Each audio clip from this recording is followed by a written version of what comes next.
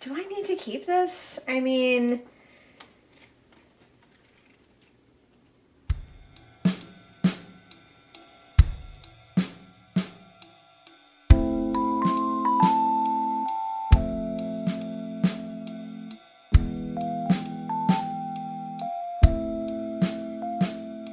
hi, I'm up. This is the shelf where I kept all the books that I read in 2020. So whenever I would read a book, I would finish it and I would put it on this shelf. The shelf above was a TBR shelf, and the shelf below has like art books and craft books, but it's totally disorganized.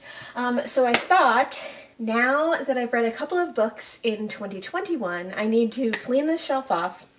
And I need to decide if I am keeping these books or if I am getting rid of these books. So I thought that would be a fun thing to do with you today. I'm going to start with these two over here because these two were actually two books that I wanted to make reviews of. I did get to make a review of House of Silk. I'll definitely be keeping that one.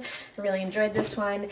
And then I didn't make a review of Through Glass Darkly because it's kind of in the middle of a series, so I was like, should I make a review of a middle of a series? But this was on my top 5 favorite books of 2020, so I'm definitely keeping this book. The Tale of Beatrix Potter I read in November. This was a great book. I'm going to loan it to my mom. She wants to read this one, so that's going to go in kind of a loan, go out kind of pile. I read Silence of the Lambs. I'm going to keep this one. I read Dune. This is actually not the copy I read it on audio, but I put the book on the shelf because I was taking photos of it and things like that, so this one gets to go back on my red shelf. We have one of my top 5 favorite books of 2020, The Quiet American. Definitely keeping this one. Howl's Moving Castle, I think was actually my mom's copy, so I'll give that back to my mom at some point this year. Story of Dr. Dolittle, this is such a cute little book. Definitely keeping that one. P.D. James, Death of an Expert Witness. This is actually part of a box set, so it's going to go back in the box on my shelf. P.D. James, Shroud for a Nightingale. This one's definitely going in my P.D. James section on my red shelf. Red Dragon, which is the prequel to Silence of the Lambs. These are staying. Unnatural Causes by P.D. James, staying. Food Rules by Michael Pollan. This is going to be our first book that goes in the get rid of pile. I will either donate this or see if anyone else wants to read it. Day World by Philip Jose Farmer, definitely keeping on my red shelf. P.D. James, this is A Mind to Murder. This is also part of that box set, so going back in the box. 6 Feet Under by Dorothy Simpson. This was the middle of a series. It was a detective series. It's, I think, written in the 60s or 70s. It did have an interesting, like, main detective. Did have a bad cat ending, which I didn't love. I think I'll keep this one and keep my eye out for any more Dorothy Simpson novels, especially any more in this detective series, and then that way if I need to reference this back, I can. Sarah Grand's The Infinite Blacktop. This is a keeper. The Long-Legged Fly. This made my most disappointing reads of 2020, but I am going to keep this copy for now. This is another series. The Detective Lou Griffin is one that I would like to see what happens with. I'd be interested to read another one, so let's keep this one until we read another one. Crying Up Lot 49. I actually have 2 copies of this, the exact same cute little book, so I'm going to keep it for now, but this could be one that gets given in a giveaway or that I loan out to someone. Bill Bryson's Notes from a Small Island. Okay. This is a tough one. I have a Bill Bryson section in my red shelf, and I wouldn't mind having another book in that section, but I hated this book. So should I keep this book just to have it on my red shelf, or should I get rid of it? This is going to go in a new category, maybe pile. The Good Life by Scott and Helen Nearing. This made my top 5 of 2020, and this is actually going to go back on my TBR shelf because this one is actually 2 books in one copy. I read the first book, but I haven't read the second book. So this is going to go back on my TBR shelf for 2021. Mistletoe Murders, another P.D. James book. We're keeping all the P.D. James books. Raymond Chandler, The Big Sleep. This one didn't make my honorable mention top 5 or my actual top 5. This was a great book. I read this in December. Definitely keeping this one. Kate Made Ghost Stories. I don't know where I got this copy. It's so cute and it's so funny. Definitely keeping for my red shelf. Basquiat. This is another tough one. This book had a lot of interesting information in it, but I didn't like the way it was written. So do I want to pass it on to someone else? Do I want to keep it because we love Basquiat and we love art? Or do I want to get rid of it and find a better Basquiat book? This is going to go with the Bill Bryson book in a maybe pile. Something Wicked This Way Comes. I didn't love this book. This made my honorable mention for disappointing book, but I love this cute little hardback. It's like such a teeny tiny little hardback. It's just very plain, very cute. And I think for now I'm going to keep this one. The Borrowers. Totally revisited my childhood with this one. This was a beautiful used copy. Great cover, definitely keeping this one. The Wild Places by Robert McFarlane also made my disappointing. Oh, there's a cat picture in here.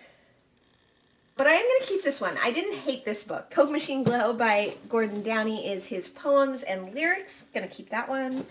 Catnappers by P.G. Woodhouse. Definitely going to keep that one. This is a very weird copy. It must have been like, well, it is from the Brielle Library. It's a discarded copy, but it's got a really funny cover. I like that. Another P.G. Woodhouse book, Joy in the Morning. Definitely keeping this one. Last Chance to See, vintage copy. Keeping this one. Another P.D. James, keeping that one. The Brooklyn Follies by Paul Oster. I have a whole Paul Oster section. Paul Oster is one of my most read authors probably. Definitely keeping this. Now we're getting into some more, I don't know.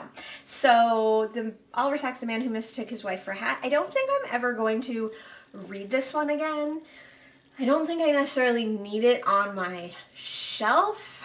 This is going to go in the maybe pile. Don't Panic, classic edition, keeping. Circus in the Woods. Hated this book. I'm gonna give it away. It's Fine by Me by Per Pedersen. I'm definitely keeping this nice hardcover I got used. The Old Country. Hated this book. Probably had it for 15 or 20 years, but I hated it. So, do I give it away so that other people can read it? Maybe somebody will love this book. Or do I not want to give it away because I don't want anyone else to read it because it was bad? I'll give it away. Oh my god, getting down to the end. Let's All Kill Candace by Ray Bradbury. They're cool. Orange, hardback, orange and blue. This book I also didn't like.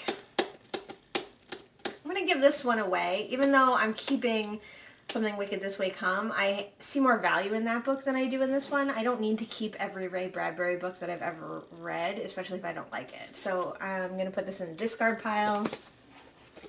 Wildlife by Robert Ford was kind of a coming of age story. I like this one. I don't ever see myself reading it again, but I like the cover. It once lived at the Strand. It's pretty dirty. I really enjoy it. I think I'm going to keep this one on my shelf for a while. Another Paul Auster novel. This one was really unexpected. This was in my top 5 honorable mentions for being one of the most unexpected in a good way, and I'm definitely keeping this one for my collection. I Garden Urban Style. I really like this book as far as gardening and small spaces and learning about urban gardening, but it didn't give me any information that I think I need a full book of, so I think I'm going to pass this one along to someone who urban gardens. And then along the same lines, I also have Little House in the Suburbs. This is the same thing. It's a suburban gardening book for sustainability, but I really hated the way this one was written. But I think I could also pass this along to some friends who are interested in sustainability and gardening, and they might get more out of it than I did.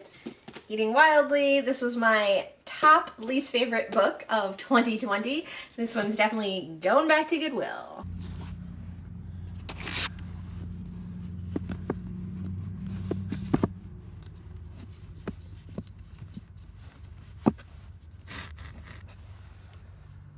Greenwood Cemetery, definitely a keeper. Magpie Murders by Anthony Horowitz, keeping this one. Cost so and Long. This was a cute book, mostly picture book of Picasso. I think I could put this in one on my art shelf because it's more about the artist than about the story. So it won't take up room on my red shelf, but it will stay in my collection. Herbs, How to Grow, Select, and Enjoy. Now this is a gardening sustainability book that I will keep because this one I can definitely see myself referencing back, especially this spring when I start to plant. So this one's definitely staying. And those are not all 59 books that I read in 2020, but a couple of them I lent out. I lent out Everybody Loves Our Town. I lent out Loafing Down Long Island. Some of them were audiobooks, or some of them were lent to me. So those are all the books that I read. Most of them are going back on my red shelf. I have 3 maybes that I have to decide on, and I have, let's see, the books that I'm definitely getting rid of. I have 1, 2, 3, 4, 5, 6, 7. So I have 7 that I am definitely getting rid of, 3 that I'm not sure and I'm going to decide, and the rest I'm keeping and will go on various shelves around my house. The last 2, you can see them over here, the last 2 books that I have on my shelf are both books that I started in 2020, but I DNF'd. These are DNFs for now. I started The Ice Storm and I got to page 169. It's really depressing and bleak. I really love this movie, and I find, even though that movie is depressing and bleak, it to be a little uplifting, but I'm going to keep this one, and hopefully one day I will read it. I will put it back on my TBR shelf. And then I also DNF'd Carry On Jeeves by P.G. Wodehouse. I'll definitely finish this one. I'll definitely finish both of these DNFs. So I'm going to actually leave them on the shelf as DNFs. That clears off my 2020 red shelf. Now I can start putting my red books from 2021 on there and see how it goes. So thanks so much for joining me today. Let me know if you have a special area where you keep the books you read in your house for that year, or if you just like put them on your bookshelf when you're done with them. I really liked to build this shelf up over the year, to see a few books pile up on there, to just keep seeing the pile build and build. I really enjoyed that, so I'm looking forward to doing it again in 2021. All right, thanks so much. Bye.